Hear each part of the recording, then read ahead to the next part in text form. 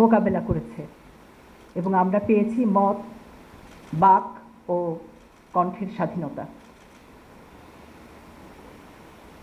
একটি ফ্যাসিস্ট সরকার আমাদের উপরে জগদ্দল পাথরের মতো বসেছিল। আমাদের এখানে যারা উপবিষ্ট আছেন সামনের সারিতে, আমাদের কর্মকর্তাগণকেও তারা তাদের পদগুলোতে অধিষ্ঠিত হতে দেয়নি। আমরা যারা এখানে দাঁড়িয়ে আছি, এখানে হয়তো দাঁড়াতে পারতাম না, হয়তো আমরাও গুম হয়ে যেতাম। পারিবারিকভাবে, প্রাতিষ্ঠানিকভাবে প্রত্যেকটা প্রতিষ্ঠানকে পলিউটেড করা হয়েছিল। আপনারা জানেন, আমাদের প্রধান অতিথি এবং আমাদের বিশেষ অতিথি মহোদয়ের বক্তব্যে আপনারা শুনেছেন।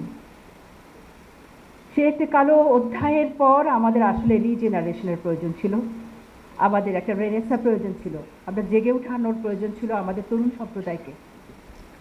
আমরা তরুণ সম্প্রদায়কে জেগে ওঠানোর জন্য আমাদের মাননীয় প্রধান উপদেষ্টা তারুণ্যের উৎসব নামে একটি উৎসব, যেটি খুব ফেস্টিভ মুডে হবে, সেটি উনি শুরু করে দিলেন এবং আমাদের তরুণরা উজ্জীবিত হয়ে উঠল। আপনারা শুনেছেন এতক্ষণ সারা বাংলাদেশের প্রত্যেকটি জায়গায়, প্রত্যেকটি সেই রুহিদাসপুরের কমলা থেকে সকলেই যারা একটি উৎসব হচ্ছে। তবে আমরা একটু আশা করেছিলাম প্রচারণা যেন একটু বেশি হয়।